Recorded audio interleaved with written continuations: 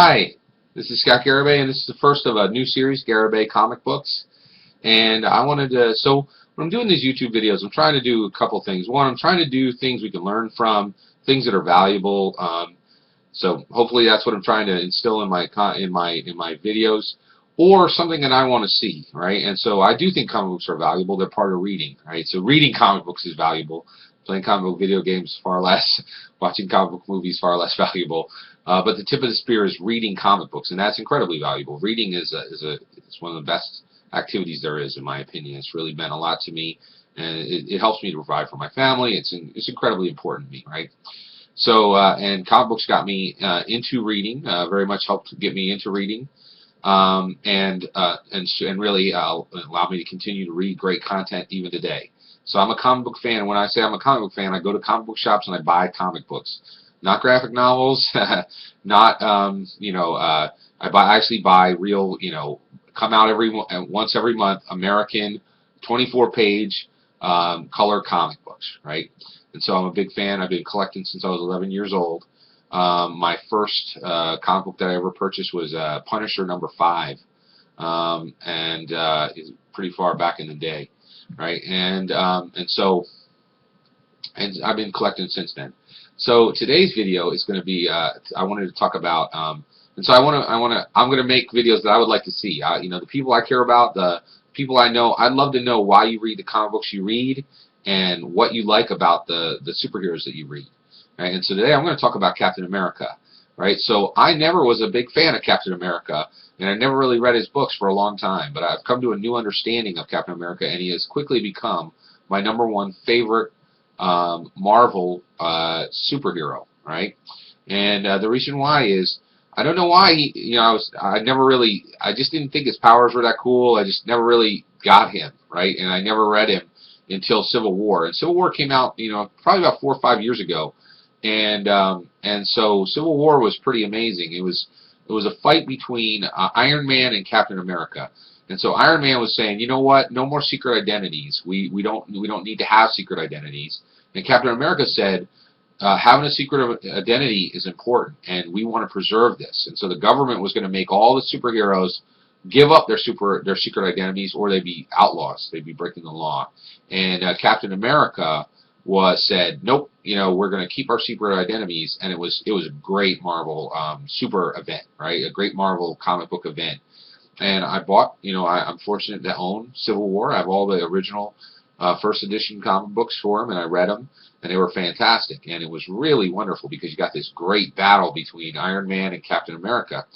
And in there, they did this great thing. They really showed Captain America's superpower, which I thought, smashing guys with a shield, you have super strength. Or actually, you don't even have super strength. You're not like the Hulk. You can't really hit that hard.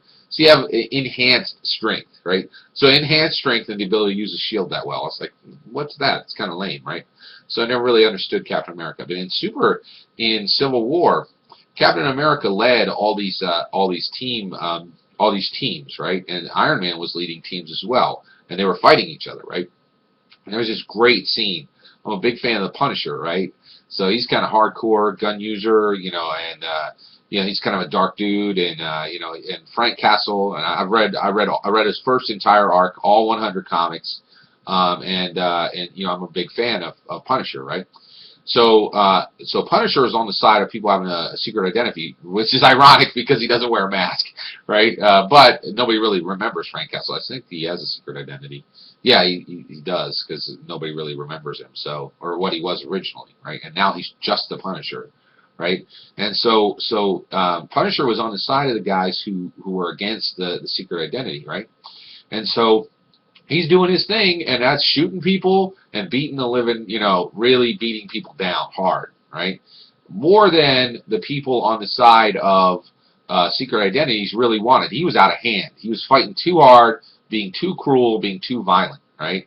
And they were saying, listen, you gotta roll this back, right? And so several of the heroes on the secret identity side were trying to curtail Punisher, and none of them could.